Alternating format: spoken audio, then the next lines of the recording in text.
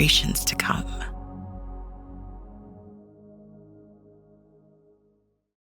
And welcome to another edition of the TDN Writers Room post Kentucky Derby 149. My name is Bill Finley. I'm a correspondent with Thoroughbred Daily News and a co-host of the Down the Stretch show on Sirius XM Radio. And my name is Randy Moss. I work for NBC Sports. Literally just got home about an hour ago from the Kentucky Derby in Louisville. I'm Zoe Cadman with First Racing. Can't thank you enough for coming back early just for us, Randy. The show was great coverage on NBC. I got Doodle behind me. I'm sure you've got Lucy there somewhere playing dead on the couch behind you. Yeah, I was just reunited with Lucy about an hour ago. She was very happy to see me. It had been like a week and a half. So now she's in her normal spot, racked. Yes, and we welcome Lucy back as well. All right, Kentucky Derby 149. And we are going to talk about the bad news. We have to talk about that as well, but we're going to do it in sort of two segments. We're going to do the Kentucky Derby first, just talk about the race, the good news stories of Mage winning, Javier Castellano, et cetera, dissect the race. But we will get into the other stuff because that is very important. And I think all of us here at the TDN, and I think Zoe and Randy agree that it's a subject that we can't ignore. All right, the race is won by Mage. Feel-good story, Javier Castellano. Randy, the first thing I want to throw out, though, is do you have to look at this and say, what if? Mage is second behind Forte in the Florida Derby. He's beaten by him in the Fountain of Youth as well. Then he comes in and wins the Kentucky Derby, and Forte isn't allowed to run because of the scratch with the bruised hoof. That was one of the storylines of many. Do you look at it that way, or is that a little unfair to Mage? You know, we thought we were going to see Forte in the Preakness, and that's not going to happen. But that was one of the dilemmas, one of the handicapping angles that people were going to have to consider. Did Mage just continue to escalate his performance and get better and better? And would he have turned the tables on Forte, whereas Forte, as we've talked about in the past, at least on paper, has been sort of steady since his 2-year-old year? Did Mage just continue to improve and surpass Forte? I tend to think he did. Looking at the numbers, I mean, he ran a very solid 105 Beyer speed figure, which is higher than anything Forte's ever run. He had only had 3 previous lifetime starts. He's had shown a pattern already of getting better and better and better. I think Mage is really headed in the right direction now. Is he going to keep improving in 2 weeks? In Baltimore, we usually don't see that with the 2-week turnaround, but my gosh, he ran I thought, a much improved race in the Kentucky Derby, and he had a good race in the Florida Derby before that. Yeah, I mean, those chestnut horses with big white faces, who'd have thought it, winning the Derby? Now we've had 2 in just a matter of years since Justify. A terrific race by Mage. Echo everything you already said. It was great to see Javier Castellano. Great to hear from Ramiro. We'll be speaking to him a little bit later on. But, I mean, honestly, we just overthink everything. Us as analysts are overthinking. So Forte's out. He's scratched. He's a favorite. He's a champion 2-year-old. Why didn't we all just jump on Mage? I mean, how easy is that? I mean, we could have all been walking around here with a bunch of cash in our pockets, but no, we try and overthink things and overanalyze things. The regular Joe Blow probably had Mage and probably is walking around drinking Moët right now, where I'm just drinking a cup of tea. But it was a terrific race by Mage. The second place finisher, hey, 2 fills, Larry Ravelli. What a cool story that is. I mean, the Derby is full about stories. Jareth Lovebury riding his first Kentucky Derby, riding a perfect race, just getting outfooted in the last instant. Angel of Empire, no excuses for him. He was right by Mage at the back of the field early on. You could have said that Mage got the jump on him. I think he just had a bigger acceleration than Angel of Empire, who ran very well. Looks like we're, liable to see him in the Belmont Stakes, but a terrific race all round. It couldn't have gone any better for that particular race. Like, I thought Mage was one of about a half dozen horses or so who were in that middle tier of odds, right? Between 10 and let's say 25 to 1, that if they had won, you would have looked at it and said, okay, I didn't pick him, I didn't bet him, but I'm not surprised. I'm not shocked that this horse won. Do you know what the Super paid? The Super paid $15,000. 1,000 with Asmussen coming in fourth. That was a good chunk of change. Didn't have that either. It's a perfect example, I think, of why the Kentucky Derby, in my opinion at least, is harder to handicap now than it ever has been, because some of the horses are so lightly raced when they get to Kentucky. As we know, horses improve with experience when they see things during the running of a race, and as they progress through their starts, they tend to get better and better with experience. Well, Mage had only had 3 lifetime starts. His experience was still kicking in. His improvement was still kicking in. But whereas in the past, when you see a horse that comes to the Kentucky Derby, let's say Mage, if Mage had run in the 1980s, 1990s, he might have had 5 or 6 starts by the time he got to the Kentucky Derby, and a lot of that improvement would have already been baked into his past performances. Here, with only 3 starts, we're left to guess how much improvement there is in the tank, right? And that's one of the things that you have to deal with nowadays when you have such inexperienced horses in the Kentucky Derby. Yeah, speaking to those factors, the inexperience, et cetera, there were a couple things that I think not just the 3 of us, but everybody got wrong beforehand. And Randy, to your point about how difficult it is to handicap the Kentucky Derby, number one, there didn't look like there was any pace in this race. It looked like it was going to be a relatively slow pace. Not only was it not relatively slow, it was 22-1, 45-3, 110. It was exceptionally fast pace. Now, I know it was a fast pace last year as well. I believe it was the same thing going in. Everybody's looking at that and saying, who's going to go to the lead here? That trip absolutely favored Mage because he came from well off it under Castellano. The other thing that I think, I know I said, and maybe the 2 of you did, well, if Mage doesn't break well, forget about it. He didn't break terrible, but he didn't break alertly. And again, this pattern of him not getting out of the gate, just jumping out of the gate and getting himself right into the race. But Randy, I think in this odd circumstance, I think that worked out in his favor because the race set up for a closer. And, even though he was, well back early, that's where you wanted to be. And the savvy veteran, Javier Castellano, rode a terrific race. I think you're absolutely right about that. I think you hit the nail right on the head. And Castellano learned about Mage. He rode him in the Fountain of Youth when he broke slowly from the gate. And that day he rushed him and Mage ran out of gas. This time, when the horse again, he wasn't left at the gate, but he broke slowly. And he and Tapit Trice and Cyclone Mischief and Derma Sotogake all got slow breaks from the gate for various reasons. Javier this time sat on him and let the horse just sort of pick his way through the field. And I think that made all the difference in the world. As far as the pace was concerned, look, I kind of knew that they were going to go for the lead with Reincarnate because that was his best race in the Sham Stakes. But I was a little surprised that Kings Barnes was ridden so aggressively early on, right?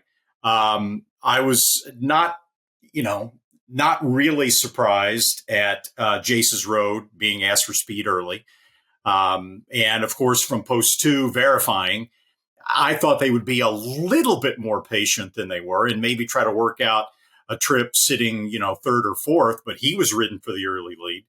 And so those 3 horses hook up, and before you know it, it's 22-1, 45, and the pace is on the fast side of Derby history. As far as Mage's start, we'll hear from Ramiro Restrepo later, but we were told by the connections before the race that they thought they had Mage's slow start solved by some padding in the starting gate that Ramiro is going to talk about. They said, he should break a lot better. And I agree with you, Bill. He didn't break good, and it helped him because the pace was so fast, it actually helped his chances to break slowly from the starting gate in the Kentucky Derby. Yeah, absolutely. It helped him. And why would you want to change it now? And the horse is comfortable having that running style. The way that he was able to navigate a trip like that in just career start number 4 was amazing. Kudos to Javier Castellano. I watched the drone shot of him all the way around, and it never got stopped, just kept on rocking and kept on going. So he had a very clean trip. Tapit Trice, just still pedaling, basically. He got into a little bit of, could never get going. What happened to Derma Sotogake? Well, the horses at the back of the field going into the first turn were Tapit Trice, Angel of Empire, Mage, and Dermasotogake. Dermasotogake lurched left at the start, slammed into the side of the starting gate. And so he found himself back in the back of the pack, which is not typically his running style. He made a nice run, got up to about 4th or 5th at the 5/16 pole, running around horses at that point. And then Mage blew his doors off from the outside, and he hung in there okay. But you can't say that necessarily cost him the race, but it certainly. Randy, is this the curse of the UAE Derby, though?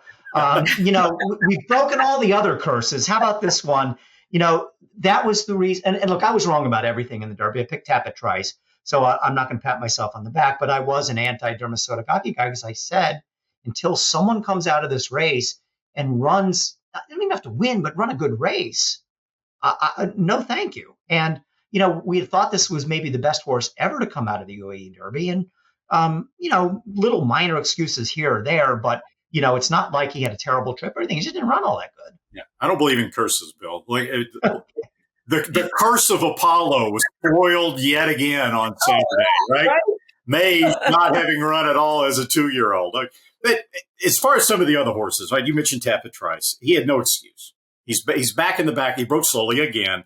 He's back in the back of the pack. But Mage was back there too. Angel of Empire was back there too.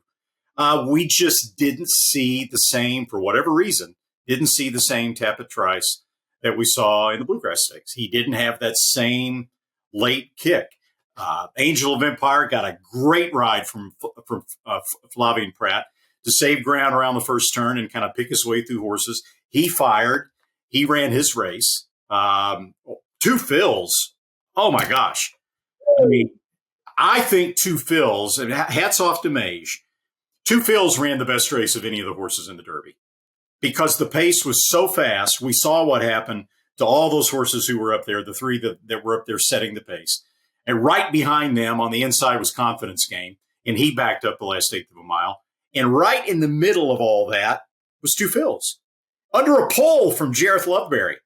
And when he turned for home, he looked like a winner. But for 2 fills to run that well, being so close to that pace and still be beaten, what was he beaten? 1.25 lengths, 1.5? A hell of a race for 2 fills. So now we look ahead to the Preakness, and just a couple days ago, looked like it was going to be a really strong Preakness with not only Mage coming back, but 2 fills. They were talking about bringing him back, and also Forte coming back after being scratched. We learned this morning that 2 fills is not going to come, and Forte can't come because he was put on the vets list, and he's got to be on there for 14 days and then work to get off it. So we're going to have a Preakness where Mage is going to be a heavy favorite with a lot of horses that don't have much marquee value. Randy, if he runs back to his Derby, he's going to be awful hard to beat. He's got to run back to his Derby, but I'm not going to say it's going to be a layup for him because you can't say any race in the Triple Crown Series is a layup. But I'm scratching my head now and can't really come up with too many scenarios where he can be beaten or too many horses that can beat him. We'll see. Yeah. Well, you know where I'm going with this, Bill. I'll get back on my 2-week soapbox, right? If the races were spaced out a little more, you'd have Angel of Empire. You'd have 2 fills. You'd have Forte because he'd be off the vets list at that point. You would have a much better Preakness Stakes than you're going to have.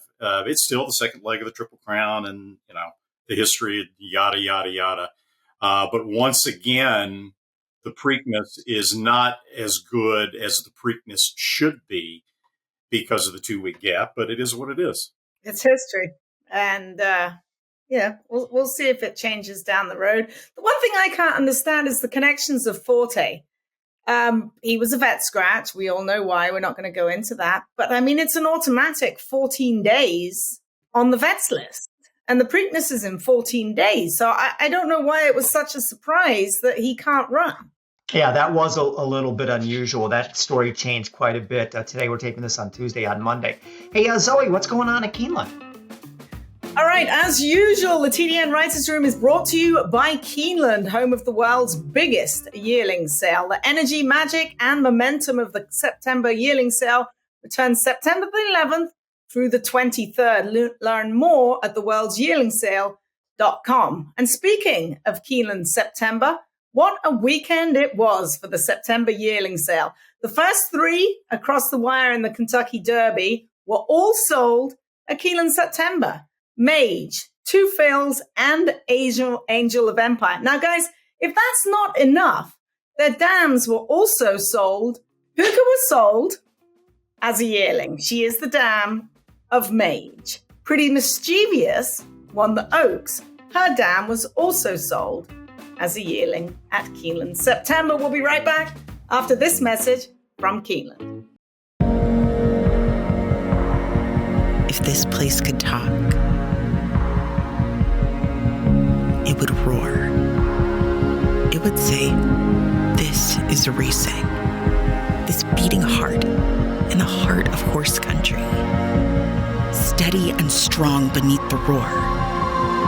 Reminding us why. For the love of the horse.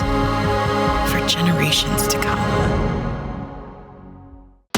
Speightstown. Munning. Echo Town. It's Echo Town for Joe Talamo, and Echo Town raced away. And Echo Town is drawing away in the stretch. Echo Town wins the Allen Jerkin Stakes. A sire line so prolific, it repeats itself. Echo Town. The TDN Writers Room is brought to you by Coolmore. All right, Randy, I'm putting you on the hot spot right now. What did you think of Zozo's on Saturday, who, of course, is sired by Munnings, who stands at Coolmore? I thought he looked really good winning the Knicks Go. And talking to Brad Cox before the race, because of Zozos's sort of newfound off-the-pace running style at the fairgrounds, where he was 5.5, 6 lengths off the pace in a couple of his races, Brad was worried about Zozos backing up from a 2-turn race to a 1-turn mile and that they might run away from him a little bit. He didn't communicate that to Florent Geroux. The last time Florent Geroux had ridden Zozos was last year in the Louisiana Derby. The horse broke sharply. Florent went to the lead, set the pace in the Louisiana Derby, and Zozos ran one of his best races to finish second to Epicenter. So what happened in the Knicks Go? Zozos breaks sharply. Florent says, I'm going to the lead. And Zozos fired a really big race. And, I think the barn should be very, very happy with the way he performed. Most certainly should. All right, it was a massive weekend for Coolmore Stallions. Bill, what about market segmentation by American Pharaoh, who also stands at Coolmore? He just won the Grade 3 Burgundy. Churchill wasn't the only place they were racing this weekend. We were racing at Belmont as well. Yeah, once again, a big win for Seth Clearman and Chad Brown. The American Pharaohs, yes, they are good on the dirt, but boy, on the turf, they are really good. This is a win that sets up a return engagement in Grade 1 company for her next, maybe the Just a Game, maybe the New York Stake, but that combination of American Pharaoh, Chad Brown, Seth Clearman, and turf racing, this horse is going places. In this week's edition of First Things First, we celebrated Corey Nakatani, who will be inducted into the Racing Hall of Fame on August the 4th.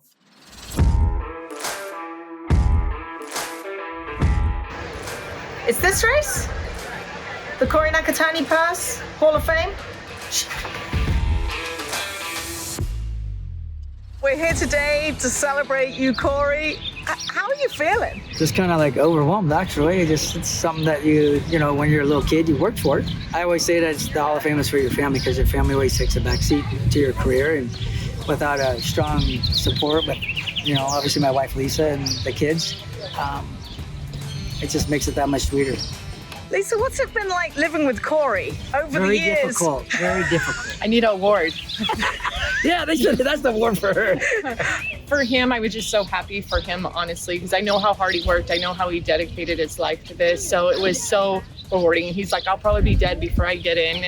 And to actually watch him shed a tear that it was really rewarding because, again, he put his life out there every day and gave 100%. I ran all the way up to the roof to find Frank Miramati because we just had the Corey Nakatani Hall of Fame purse. He was in the very first race I ever called. I just thought about that live. I knew he was in some of those races with a Frankel horse or two, but he actually rode a horse named Gold Digger's Dream. I get goosebumps. It was the first race I ever called. He finished second. Stats don't lie. Corey is pure greatness. He deserves this. And at Santa Anita Park, we certainly celebrate and honor him. But as a racing fan, he was a friend of the $2 Better. He rode the hair off those horses, and he tried to get him home first.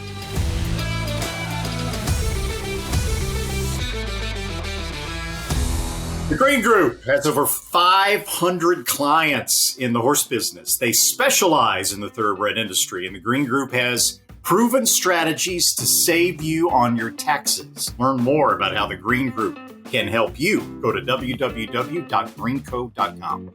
Welcome in now our Green Group guest of the week, Ramiro Restrepo, and he is one of the team that brought Mage to the winner's circle in the Kentucky Derby on Saturday. He's a co-owner. He's a bloodstock agent. He helped pick them out at the Timonium sale run by Fasig-Tipton. He also works for Fasig-Tipton. Ramiro, congratulations. And let's go back to when this story started. And it's fairly recently, on January 28th, he made his first career start. On that day, are you ever thinking that we might have the Kentucky Derby winner? No. We knew we had a talented colt, Bill. He had shown, flashes of being really fast back at the Thoroughbred Training Center in Lexington, in Paris, right outside of Lexington. Just really showed he had to work there like in November, 46-2 on that track. That's traditionally, known as pretty deep. And I remember the clockers there brought it up to us and were like, a handful of horses have ever done this work. And they actually contacted, I believe it was Kieran McLaughlin or Louis Sizes' old agent to let him know, hey, there's a horse going down south that you have to ride. And that was our first, hello moment, because the horse came back and, if he just went out for a jog, it was one of the first times we let him, we kind of let him see what he had. And that was an impressive work. So that was the first clue. But I don't know, anyone who ever says, I knew I was buying a Derby winner when it happened, is just doing it for pomp and circumstance. In reality, you always try to buy just a nice horse, and whether he would be a champion sprinter or a monster turf horse or whatever, you're over the moon with that. So this is just a Hollywood ending. So, Ramiro, we all saw the horse the first time Javier rode him in the Fountain of Youth break poorly from the gate, and he was rushed that day. And then back in the Florida Derby, he made that huge move, went past Forte on the second turn, and then the last furlong finished up in 13 and change, emptied out a little bit the last part of the race. How did you guys view the Florida Derby heading in to last Saturday? I guess, he's run prior to the Derby, had run 3 times with 3 different trips. And I know his braking has been a topic of curiosity. He doesn't fill up the entire gate, so he leans back and crosses his back legs. So we were hoping that with the padding that the Churchill starter put in, he'd at least brake sharper, which technique-wise, it was his best jump of the 4 because the padding really helped to square him. But the timing of the bell wasn't as sharp, but at least he broke the cleanest of all. The Fountain of Youth was a disaster. He broke sideways with legs crooked. I'm surprised he didn't fall over. And I guess from the Fountain of Youth to the Florida Derby, we learned a lot about his training style, that he could take dirt and sit. And I really didn't view his last 8th at the Florida Derby as a really big deal in terms of of him, quote unquote, emptying out, because Louis, after the race, was like, I never breezed him. I didn't ride him. And when I found myself sitting last at that point at the half mile pole, he was expecting kind of a slow progression from the half mile on. He didn't realize, and we wouldn't know, and nobody realized that when he would press that button, that he would have a Porsche 911 0-60 in 1.1. Nobody, it caught him by surprise. It sure as heck caught us by surprise. And any of us who's watched Gulfstream, I was reminded of Brian's time from Mark Toothaker when he did it at Gulfstream. I saw Gunnevera do it once, dialed in, do that kind of move. That move doesn't happen at Gulfstream, so to ask that kind of, one fell swoop swing like that left us all like shocked. And Louis said that he, in hindsight, even with that, he made the mistake of going inside to try to dominate Secular Mischief because he didn't think anything was going to be coming after he passed Forte like that. And he said that in hindsight, he wished he would have stayed in down the middle. And if he would have felt something coming, he should have just gone, kind of herded him to the right and would have made it even harder for Forte to pass us. And what encouraged us, regardless of the time, was that even after all that effort and all these things, that Louis says that when he felt Forte coming, he started, yelling like "rah!" to wake the horse up to re-engage, and that the horse, he felt surge, but Isaac Newton, laws of physics, this other horse was coming, the momentum, and the wire came up and it was over. But after the wire, if you look at the gallop out, regardless of whatever your view is on gallop outs, he's tugging and pulling and wanting to fight as the jockey said, well, the race is over. So we were like, look, he's not quitting. Like, he's showing signs that he wants to keep going. Like, it's not like Forte galloped out by 20 or we switched to the wrong lead and fell back by 20. On the contrary, he wanted to keep going. So we knew he had a fight. You just had to learn, because no horse is going to give you a sustained move for a mile or 3/4 of explosion. So kind of realized that that the necessity of having a physical rider wasn't of the most intense importance, but a rider that had hands, experience, and timing more than anything. And who better than Javier Castellano? And it made that decision pretty darn easy to get him back on the horse.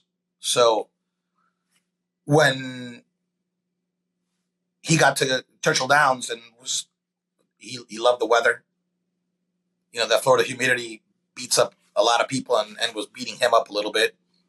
And the track was a lot kinder to him. It was just every day he was just giving you these clues that he was feeling himself. And that just gave us the confidence that if you can go from losing by, because I respect the hell out of Forte, always have. Like, people who want to throw their 2 cents about him and throw stats and figures. Class beats speed figures. Silver Charm ran to whoever was next to him. So it didn't matter. He would put his nose front when it mattered. Silver Charm wasn't thinking, I ran this rating or that figure or this sheet or nothing. Silver Charm was just like, my nose has to finish in front of this horse. There's no way to compute that. So if I knew that my horse could make up 6 lengths between Fountain of Youth to 3/4 of a length in the Florida Derby, and we knew he was still on the come, that we were just going to be in the mix for a big route when they turned for home, regardless of whoever was in that race. As an analyst, as a handicapper, okay, Practical Move won the Santa Anita Derby, hats to you. Angel of Empire, Mazel, Tapit Trice, you won the Bluegrass, thumbs up. Forte, you did your thing. But after those 4 of the runner-ups, it'd be hard for you to convince me that I wasn't 5th. So when 2 of them withdrew and we felt we were top 3, no one's here. Like, no one said we're going to win, but you were like, dude, we know that we're here to give a good account of ourselves. Like, we're not going to be embarrassed. We weren't 18-1 in our minds. We're like, we belong with these horses. We belong with these top 3 horses of what's left in the field. And, other factors gave us even further confidence. Gustavo's training style, how the horse was looking, how he was feeling. And it all, you love it when a good plan comes together, right? So, and it did. So it's unbelievable. Why didn't we have you on last week? That's all I'm saying. Myself and Randy just completely tossed him out. Oh, his bike of magic. He can't go 1.25 miles. He got tired. He blah, blah, blah, blah, blah. We should have just had you on last week and we would have made his mother. It called Zoe. His brother ran in the Oaks. You saw her juvenile filly. She should have won the race. If she should have won, or at least at the board. If you watch her race, she ran the Oaks. Grandpa won it. Yep. You would have seen a whole lot of money. She's a half to Finnegan's Wake, who's a 1.5 Grade 1 winner. So there's class and bottom there. I mean, obviously, I sound a lot smarter now, right? when I crossed the finish, but Right, at so least it gives you that confidence. I have a question. So Javier Castellano was originally supposed to ride Race Cane. What happened with Javier Race Cane? Was it something to do with Jeff Ruby's? Like there was a whole bunch of stuff going on that got you to Javier. Mike Smith said he got a call.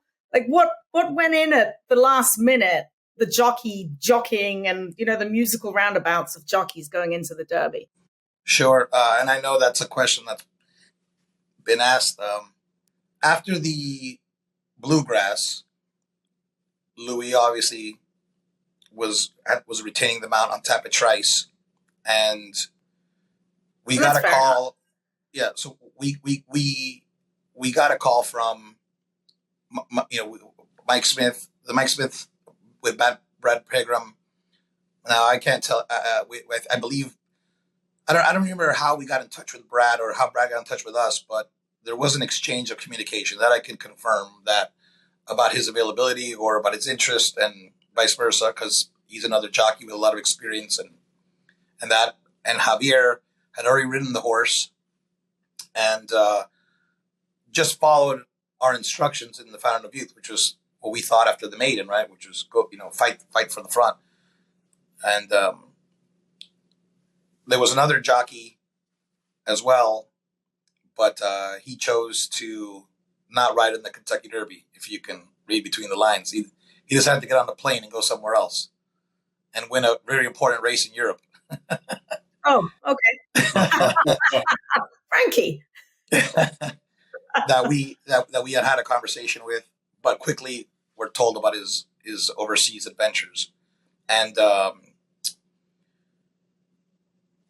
I believe something with Race Cane's sponsorship was in the middle of the Jeff Ruby's and Race Cane sponsorship. There was a communication, something going on there with them.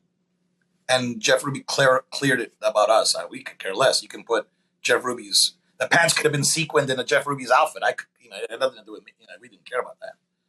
And, but we had always stayed in touch with Javier because we are basically, it's 4 partners, but there's 2 Gustavos.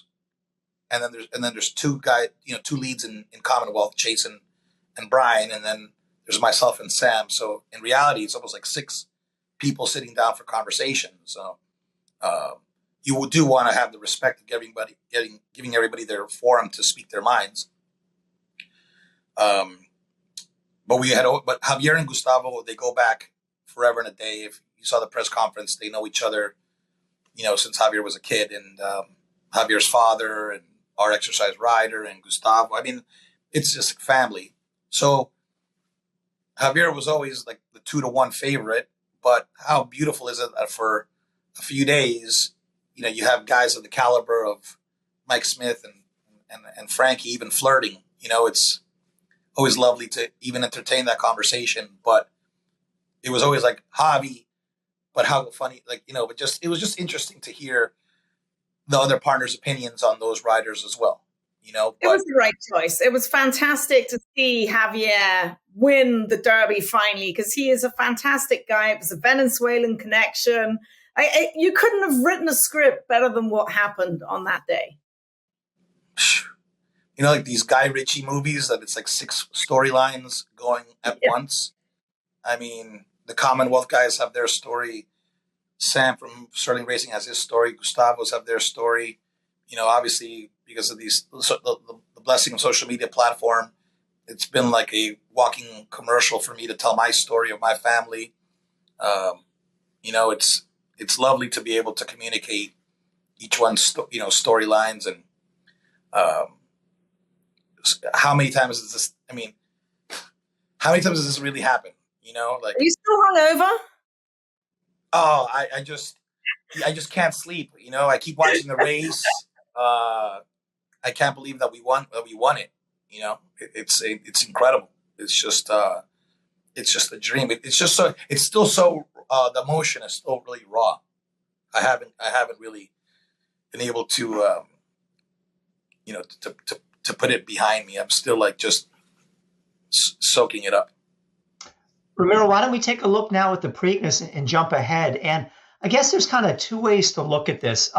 You said that going into the Kentucky Derby, you thought this horse was improving, getting better. Very lightly raced with only 3 lifetime starts. Maybe we still haven't seen the very best of him. The other storyline is, and it was a storyline in the Derby that you overcame. It's an awful lot to ask of a horse that has only raced 3 times, began his career in January. Some point does it all catch up to him? So, what are your thoughts about the Preakness and obviously the 2 weeks, which, every horse coming out of the Derby has to deal with? Sure. I mean, that's what makes this such a hard series to compete in. And that's what adds to the, to the special mystical flair of the 2-week turnaround and of the Triple Crown. There's no, at this moment in time, you have to deal with the cards that are in front of you. I mean, there's no sense in saying we should make changes because they're not going to happen. If you want to do that for next year, well, that's not my place to make that decision. You just got to focus on the task at hand, and it's what happens to you. Yesterday, I made the analogy like life is 10% what happens to you, 9% how you react to it. So this is what it is. The horse was never really pushed to get ready for his maiden. So it's not like he ran 20 races in the morning. The races are making him, are evolving his physicality. They're evolving his mentality.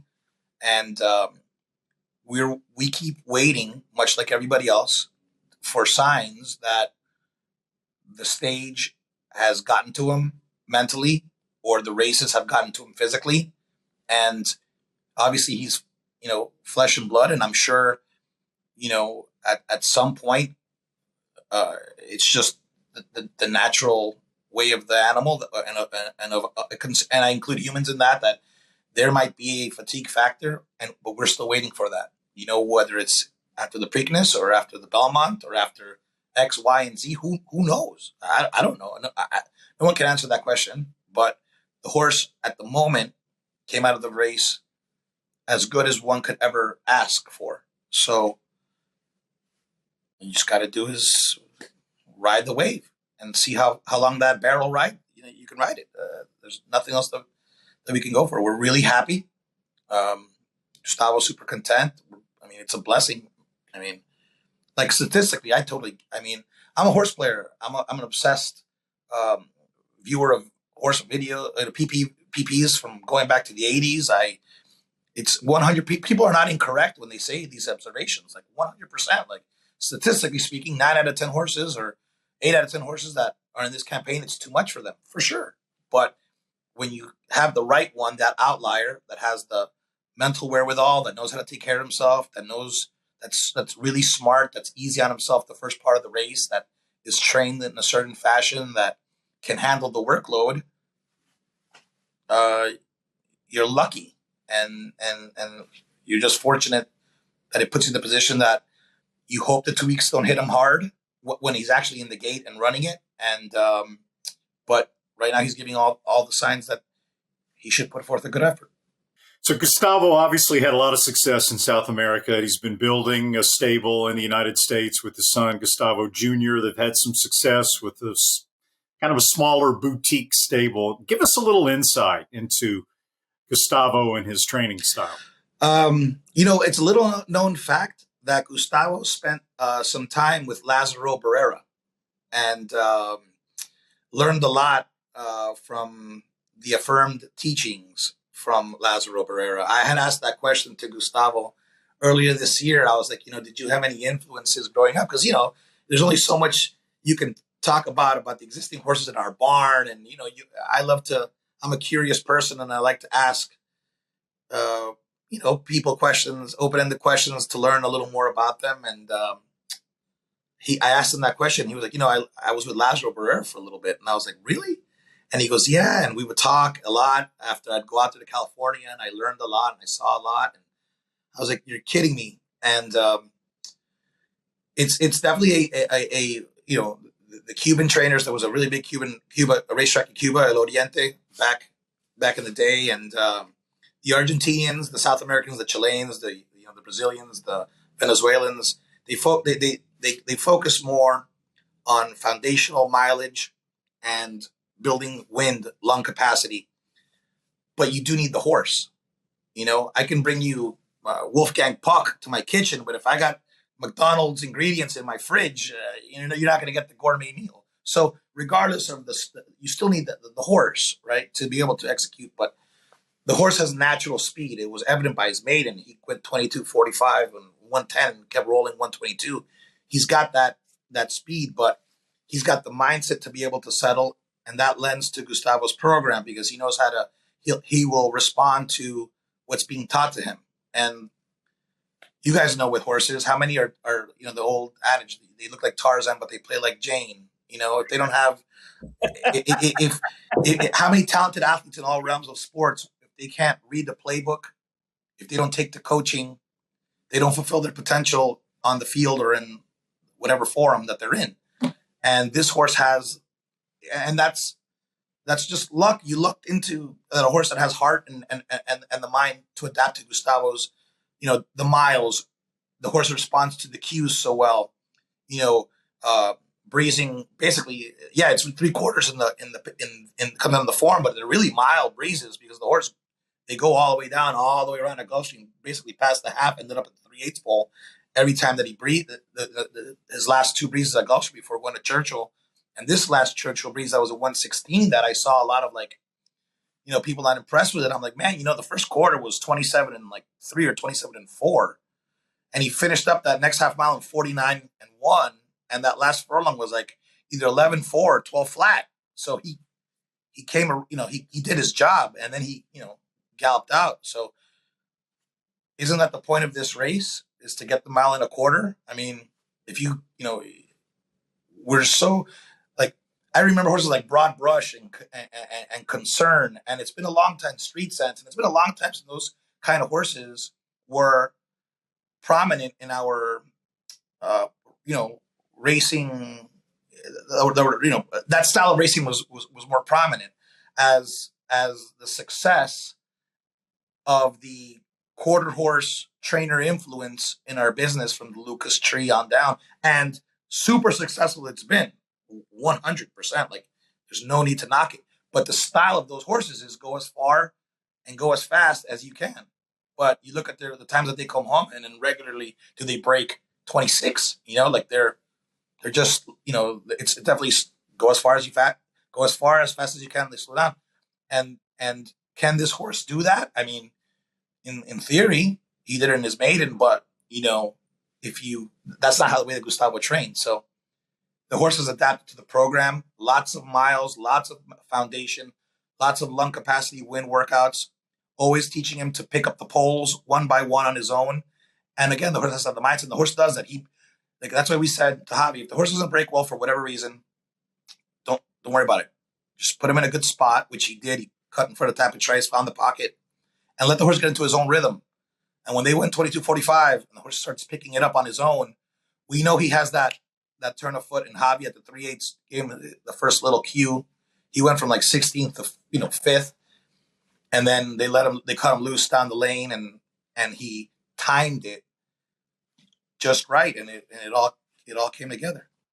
And it's old school horsemanship that teaches the horses that, because it's not often you see horses going into big races that have had, recent races before that are only working half a mile, 5/8. His is evident, 2 3/4 works on that page. At Churchill, one down there at Gulfstream, I think there was a mile in 1:38. So basically Gustavo is a throwback trainer, which I think is fantastic to see in this day and age. And it was just a terrific race. But I want your exact feeling, your exact thoughts when that horse got to the 8th pole and went to cross the wire. Were you out of your mind?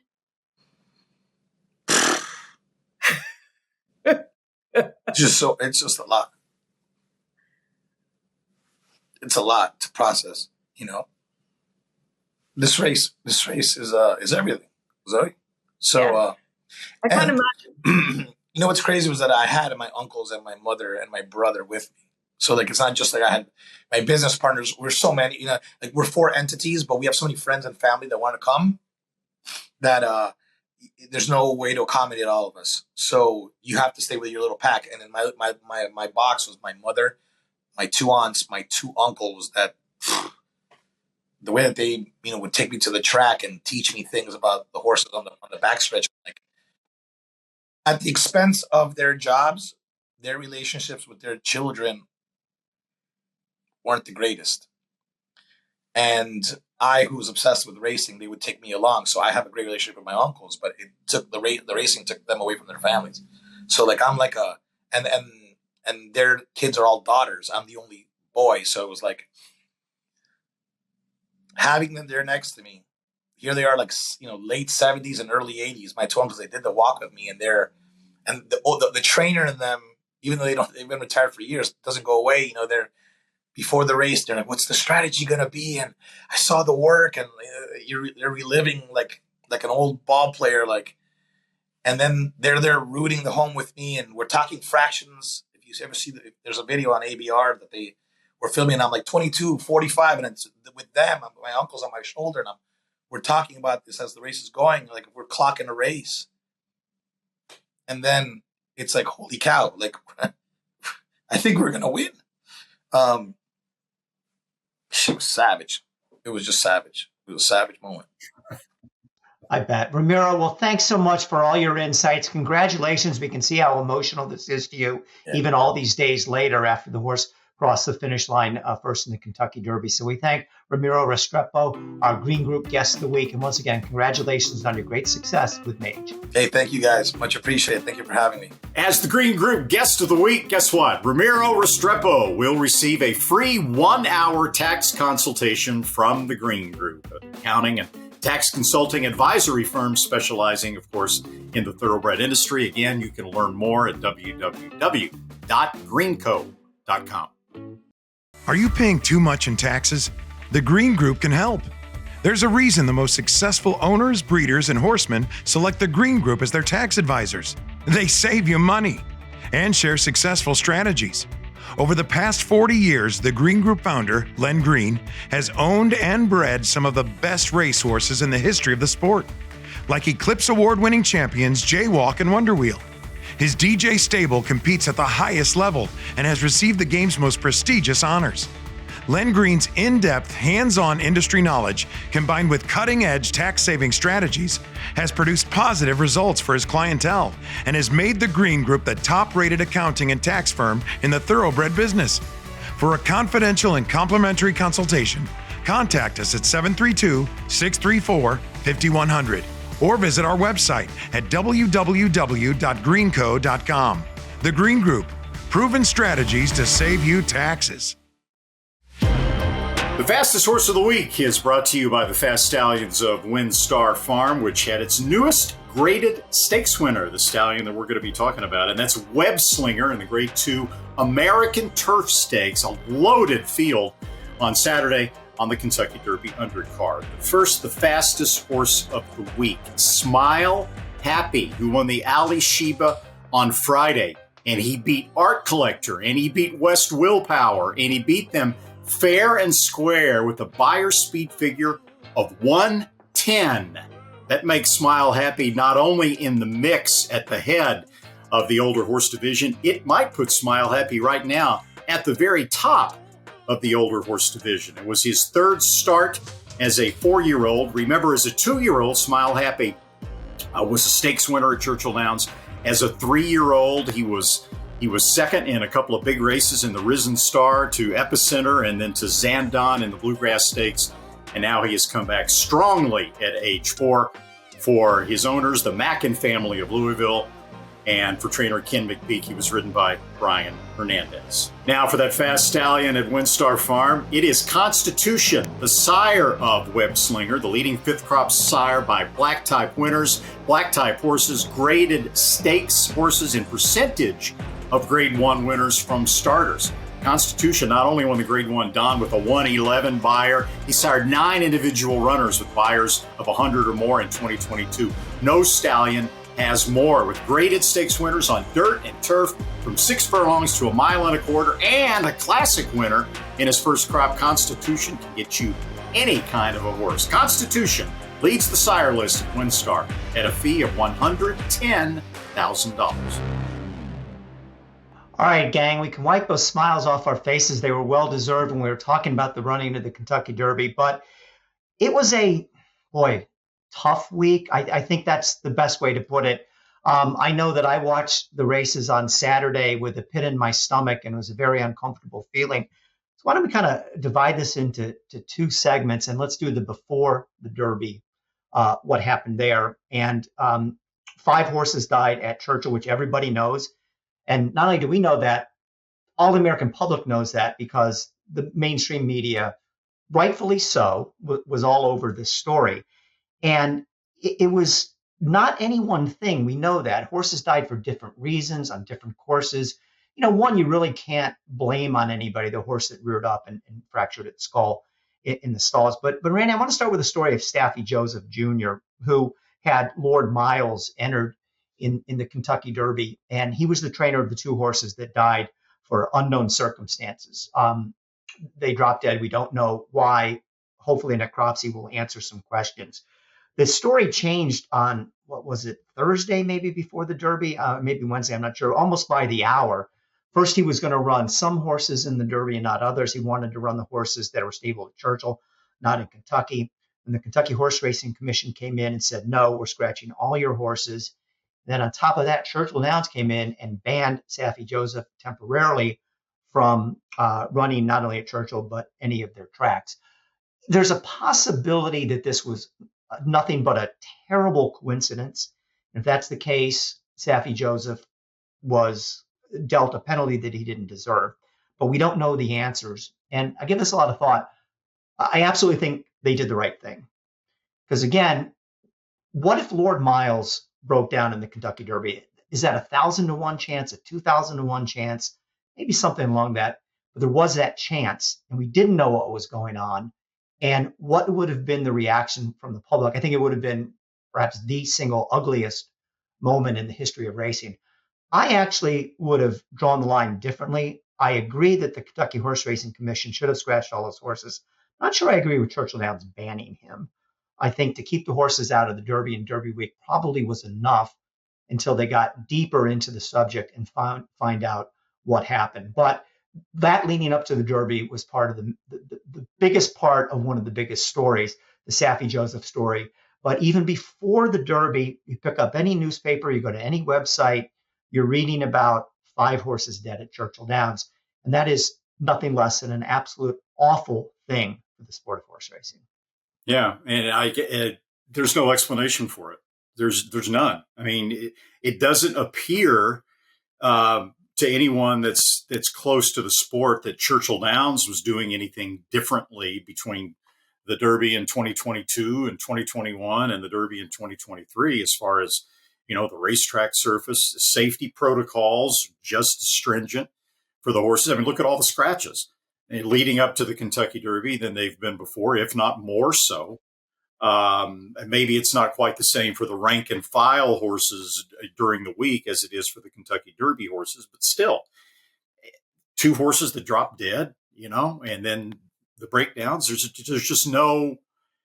there's no, I wish there was an explanation for it where you could say, okay, this is why this happened.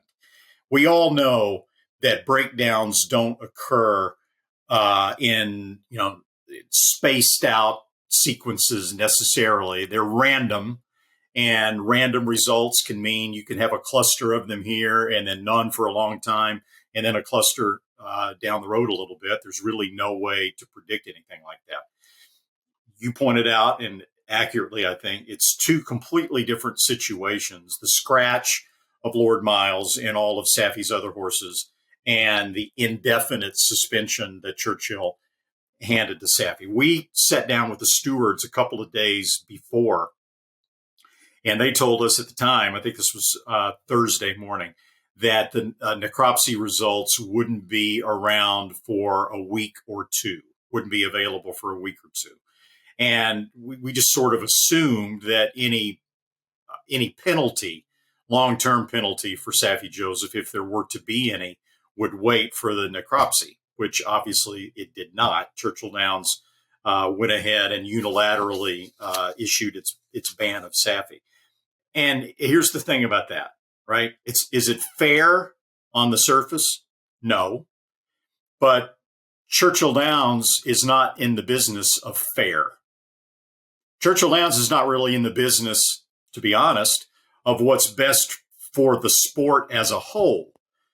Churchill Downs is a publicly traded $10 billion corporation whose stock, by the way, has soared in the last 2 years, is beholden, and they'll tell you this, they're beholden to their shareholders, and they're beholden very much so to the image of Churchill Downs Incorporated, to everybody out there that might be interested in buying stock in CDI. And so when the image gets tarnished like this week with all the injuries and the deaths, Churchill Downs feels the need to address that very publicly and very boldly, just like they did with the Bob Baffert 2-year ban after the Medina Spirit positive test. So, in my opinion, that's what's behind what seems to be a premature and an unfair rush to judgment for Safi Joseph. And if the necropsy results come back and there is a logical explanation for the 2 horses that dropped dead, then maybe the Safi ban will be rescinded. We'll see. The problems of modern technology and the internet. Zoe Cadman has disappeared off the face of the earth. We don't know where she went. Presumably her internet went down. So hopefully we can get that fixed and include her in the conversation as we keep going. Randy, we just talked about Safi Joseph. I think we both made some salient points there. To a lesser degree, because it wasn't involving a life and death issue, was, of course, Forte. And he is scratched the morning of the Kentucky Derby by the Kentucky Horse Racing Commission vet, and for a bruised right front foot. For the most part, Todd Pletcher and Mike Rapoli, took the high ground, but you could see that they were disappointed. And I think you could see that maybe you talked to them, maybe you know more about this, you probably do. They thought the horse should have been able to run, and they would have liked to have run him. Now, not only has it kept him out of the Derby, it's now kept him out of the Preakness as well. But I think this goes back to what we were talking about. I think 10 years ago, maybe even 5 years ago, they would have let this horse run. But in the modern era, with everything going on, it's not just Churchill Downs, but most racetracks are not taking any chances whatsoever. And I applaud them for that. Again, was the horse sound? I'm sure he was sound because Todd Pletcher is a great trainer and is not going to run an infirm horse. And if it was his desire to run the horse, you have to put a lot of stock in that. But if a veterinarian thinks otherwise, yes, he should have been scratched, because that's what we're dealing with in 2023. Take 0 chances. Yeah, and to point out how times have changed, for those of you who are watching the NBC telecast, I pointed this out. Exactly 20 years ago at Churchill Downs, Empire Maker was preparing for the Kentucky Derby. And on Tuesday of Derby week, Empire Maker came up with a very similar foot bruise. His happened also in the right front foot. His happened on Tuesday, whereas Forte's happened on Wednesday. And being there and covering that Kentucky Derby for newspapers, I know, Bill, you were there as well. We were hanging out with trainer Bobby Frankel all week long, and it was public knowledge. It was in all the newspapers, the foot bruise. He was very transparent about it. And you could see him as the week went on, talking himself into the believing that the foot bruise would have no impact whatsoever on the way Empire Maker ran in the Kentucky Derby. He was a pretty solid favorite. Now, there were none of these intense veterinary checks and all of this scrutiny. In 1983 is when it was. It was pretty much left up to Bobby Frankel to decide if he was going to run the horse. You mean 2003, of course, not 1983. 2003, 20 years ago. It was up to Frankel as to, whether or not to run Empire Maker. And he decided, he made the call to run Empire Maker. And Empire Maker was beaten by Funny Side, a horse that he had already not soundly defeated, but in the Wood Memorial, it was clear that Empire Maker was a better horse than Funny Side on that day. He finished second with the foot bruise and came back. Of course, we know what happened at the Belmont Stakes later on. But the point being, 20 years later, the same exact thing happens to Forte, and Forte didn't get a chance to run because of the veterinary scrutiny. Empire Maker would have been scratched in 2003 if they had the similar sort of veterinary checks that they have now. And it's a good thing. It's a good thing.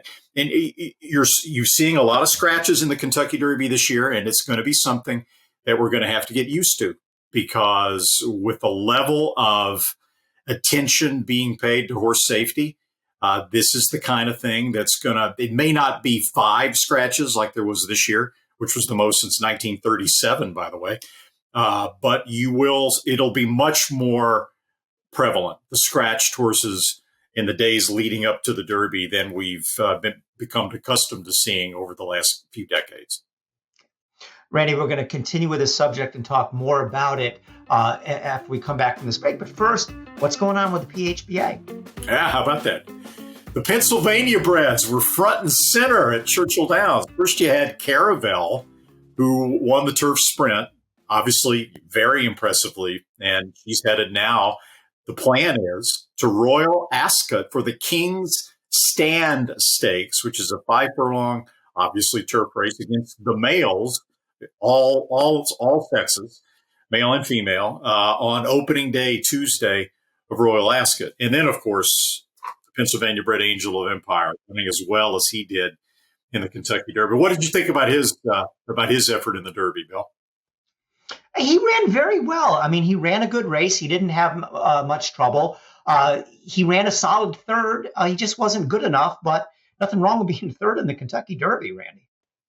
And the speculation is now, since he's not running in the Preakness Stakes, that he'll be coming back for the Belmont Stakes. And as for Caravel, Royal Ascot, according to Brad Cox, was the -- reason why Caravel was brought back to race this season as a 6-year-old. So big things happening with the Pennsylvania Horse Breeders Association with what happened this past weekend on the sport's biggest stage.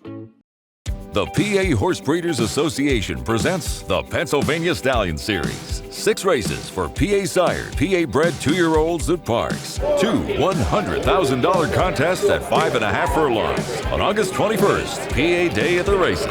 September 23rd, PA Derby Day has 2 races at 6.5 furlongs, both with a $150,000 purse. And in December, 2 races going long, each worth $200,000. For more, go to PABred.com. Connect, the next in line to carry on Lane's End's tried and true stallion tradition. A Grade 1 winning millionaire son of Curlin, physically impressive and dominant on the track. Winner of the Grade 1 Cigar Mile and the Grade 2 Pennsylvania Derby, where he defeated Gunrunner, Nyquist, and Exaggerator. With multiple 6-figure yearlings in his first crop, up to $360,000. Connect, a proven winner on the track, a proven stallion in the making. Always big things happening with Lane's End as well, Randy. Tell us more about them. Of course, the TDN Riders Room, as always, is brought to you by the Lane's End Stallion of the Week. And this week, that stallion at Lane's End is Connect. It was Connect's daughter, the Alice Look, who picked up her first Grade 1 stakes placing when she was third in the Kentucky Oaks on Friday, bouncing back from a disappointing performance in her most recent start in the Fairgrounds Oaks. Earlier this year, she got a big speed figure for 3-year-old fillies, at least this year, when she won the Silver Bullet Day Stakes, and it was good to see the Alice Look come back to form with a really solid Kentucky Oaks performance. Connect, one of the top sons of leading sire Curlin. We saw the success that Curlin's sons had this weekend. He's also a Grade 1 winning millionaire who won 6 of 8 lifetime starts with 4 triple-digit buyer speed figures. Connect stands at Lane's End for a fee of $25,000. So back to the issues at the Kentucky Derby, and let's take a look now at what happened on Derby Day itself. As we know, going into it, there were 5 fatalities. The media was already sensing red meat here and all over it. And again, I don't blame the media one bit for this. We have 2 more horses break down on Kentucky Derby Day. And what I wrote in my follow-up story to the Thoroughbred Daily News was that, you have to pay attention to the media coverage of the Kentucky Derby. And by and large, it went something like this: 7 horses died at Churchill Downs, ... And oh, by the way, Mage won the Kentucky Derby. I'm going to read something now, and I think a lot of people listening to this are going to be mad at me for reading this. But the reason why I'm doing it is because horse racing can't bear, to me, we can't bury our heads in the sand, and we need to know, and we need to react to what the general public thinks about our sport. And the coverage in the New York Times was pretty brutal. They had 2 stories about the breakdowns. And here is a letter to the editor that ran in the New York Times. It says the Kentucky Derby and Churchill Downs should be shut down. Greedy owners and trainers hungry for a purse push these animals beyond their limits. They have proved to be incompetent stewards of the great athletes in their care. As you report, 7 horses died at Churchill Downs in the lead up to this year's Derby. These horses are akin to the Roman gladiators coming out alive. Coming out alive is the victory in this blood sport. The only winners are the gamblers in the state of Kentucky. I read that because, again, horse racing can't ignore these things. Randy, I know I don't agree with that. I know you don't. I'm sure Zoe doesn't either. But we have a sport now in crisis, and it has been for some time. And I personally think what happened at the Derby, because of the media coverage of the Kentucky Derby, was worse than Santa Anita 2019. And we have to be aware of what the general public thinks of our sport, because they are the ones, the court of public opinion is going to decide whether this sport goes forward or goes backwards. And who knows, maybe even is like the circus, like dog racing, put out of business someday.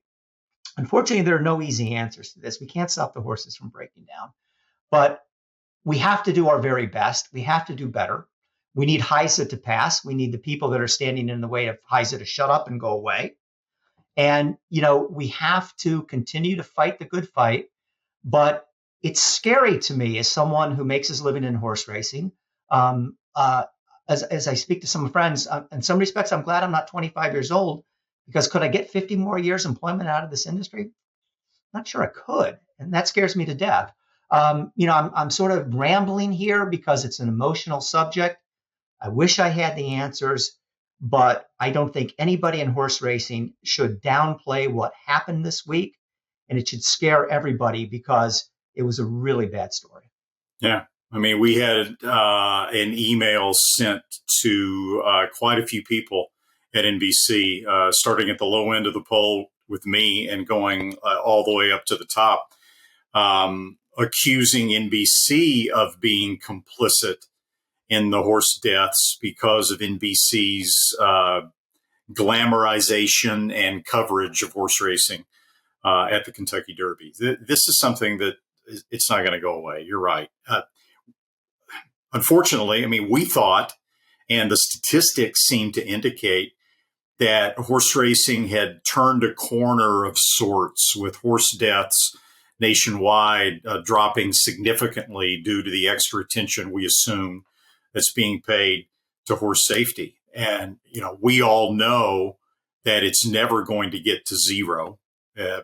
Horses, you can sing Born Free and turn all the horses out into a field, and they're going to suffer injuries and deaths and things like that. You're not going to completely do away with that in the horse racing sport. But, at what level are horse deaths acceptable? That's a very, very touchy question right now to the general public. There are people within the general public and the animal rights activists especially who would basically tell you that any horse death is unacceptable and that there is no acceptable level at which horse racing should be allowed to continue. And that's a very, very scary thought when you realize the reality of the situation, that there's no way to completely eliminate it. Absolutely no way. And I mean, the sport has to, really be super vigilant on this. And it sounds silly to say that because you think that they've already been super vigilant. But, I know, and that there are horsemen out there, there are trainers, there are owners that if they could, they would turn back the clock to the days when horses could break down and there would be no public outcry. It wouldn't be in the newspapers. They would just go back to those days are long gone. And you can't even think about that. You've got to deal with where we're at right now in 2023 with animal rights being front and center, way more than it's ever been before. And horse racing just has to keep improving and keep doing everything it can possibly do to try to, you can't solve the problem, but to try to minimize it as much as possible and put a good PR face and let people know the things that are being done on behalf of the horses. See, Renee, and I totally agree with you, but this is my worry about this. Horse racing takes a victory lap when the statistics come out and it's better this year than last year, and it's better than the year before. And they should, because there's a lot to be proud of. They've gotten these numbers down. The work that they've done at Santa Anita in Southern California and Del Mar, where they had, all hell broke loose. They've turned that picture around 180 degrees.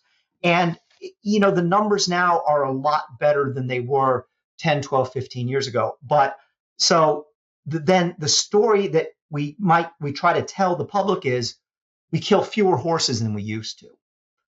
And that doesn't work. The public is not going to accept that. I mean, is there some level of if that number is 1.27 deaths per 1,000 starts? Let's suppose it got down to a third of that, roughly 40.40 or something like that.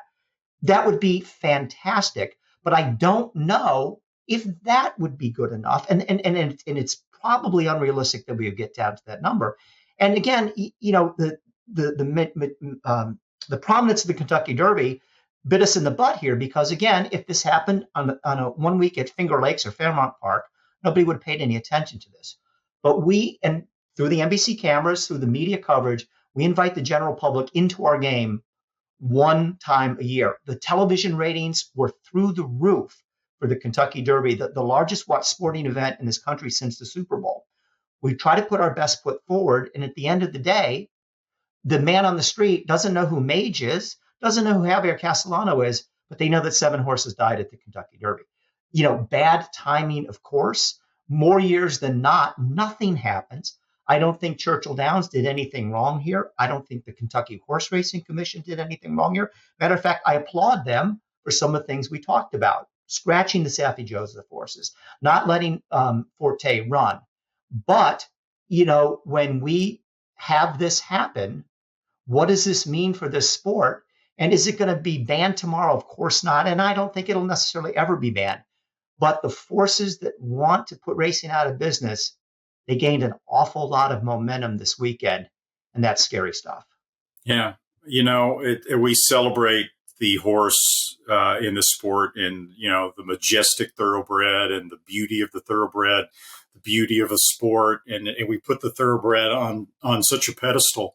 And the irony is that puts horse racing in the crosshairs more than, let's say, the cattle industry, right? Where cows are raised for food and slaughtered, and people by and large, unless you're PETA, seem to be okay with that. And pigs are raised to be slaughtered as livestock. Horses that have names and that race for our enjoyment and are so beautiful are put on a pedestal, and they're considered different than the other examples. This is something that horsemen talk about all the time. They don't understand the difference. And it's just something that is part of the sport as far as the attention being paid to it. And look, we talk about Churchill Downs Incorporated and the downside sometimes of what we've seen about Churchill as a publicly traded corporation, right? With what happened to Arlington Park, with what happened to Calder / Gulfstream Park West before that. But it might actually be a really good thing that if this had to happen, and it had to happen at Churchill Downs on Kentucky Derby week, that CDI is a $10 billion publicly traded corporation and has to care so much about public image that they, because of that, they're going to really turn over every rock and do everything that they can possibly do to convince the public that Churchill Downs is all over this, that it's unlikely to happen again. And, hopefully we'll have a situation that will improve in the future, but we couldn't have expected this. So it's scary. That is the frustrating part, is that there are no answers. One thing I would say again, I mean, this isn't supposed to be a HISA rant, but if you're anti-HISA, take a look at this, what happened, and please explain to me why it's not a good idea to have HISA come in. And they're not a panacea either, but all appearances are they'll make things better. And everybody needs to do everything they can to try to solve these problems, and so that next year we're on this podcast and we're talking only about the race and the majesty of the race and the greatness of the horses and the beauty of the horses. So that's what we want to talk about. So anyways, sorry to be a downer, but folks, the subject was necessary. I really believe that. Okay, so moving on to things that are put a little bit less severe. And how about the XBTV workout of the week? The XBTV workout of the week is Arabian Lion. He is the chestnut on the outside here, working in company with his stablemate, the gray Mawari. I hope I pronounced that right. This is Arabian Lion's second work back since his second place finish in the Lexington Stakes, and he finishes up strongly here. Trainer Bob Baffert says he's not decided on Arabian Lion's next start. We'll be right back after this message from XBTV.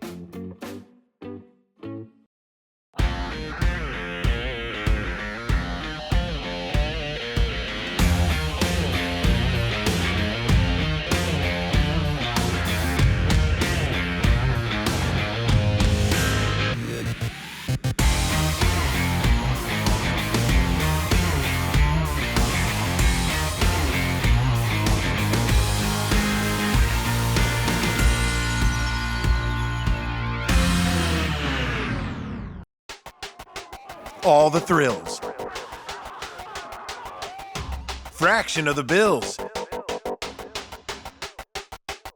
Experience the power of the partnership. Change your life, make new friends, and compete at the highest level of thoroughbred racing. West Point Thoroughbreds, the gold standard in racing partnerships. Visit westpointtb.com.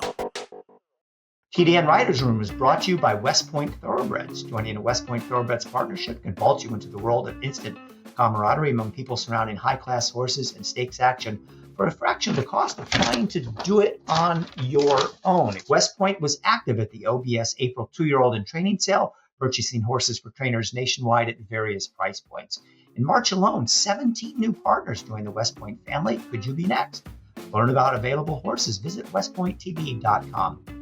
The Remy Bullock cartoon, which appears every Friday in the TDN, is in. And let's get into the minds of horses. When they lose, do they feel bad about it? Well, maybe not always. That's what Remy touches upon this week. Okay. Well, thank you for viewing another edition of the TDN Writers Room podcast. I want to thank Randy Moss and Zoe Cabin, my partners on the telecast, the broadcast. Zoe Cabin, hopefully we'll get that computer fixed and we'll have her back next week. I want to thank our co-producers, Katie Petruniak and Anthony LaRocca, our editors, Aaliyah LaRocca and Nathan Wilkinson, and the return of Lucy. She missed us last week because Randy was at Churchill Downs. Hi, Lucy. Good to have you back. Tune in next week. We'll have more talk about the Preakness, the Triple Crown, Mage, etc. Once again, thanks for listening. See you next week.